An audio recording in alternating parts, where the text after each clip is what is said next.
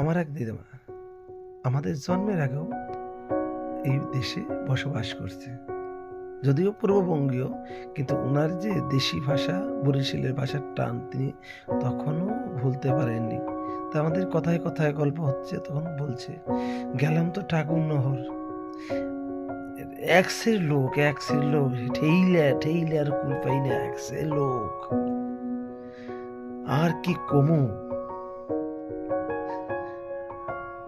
চারিদিকে বাহাতা বাহাতা বাহাতা বাহাতা, মোর কপালে এটাই টস কইরা পরে ডিমার মতো হয়ে রয়েছে, মুইতে কলা আক্কের রয়েছি, পলে ডাকি পলে ডেকে জেরে দেই বাহাতা। তা এরা অনেক আগে এদেশে এসেও দেশের টান বলতে পারিনি এই কথাগুলো। তাই এই কথাগুলো আমরা মাঝে মাঝে মনে করতাম আর হাসি পেতাম, আর আমরা প্র্যাকটিস করতাম না কথা বলার জন্য। কি বন্ধুরা, এরকম লোক তো এখনো আছে কি? কমেন্টে জানাও।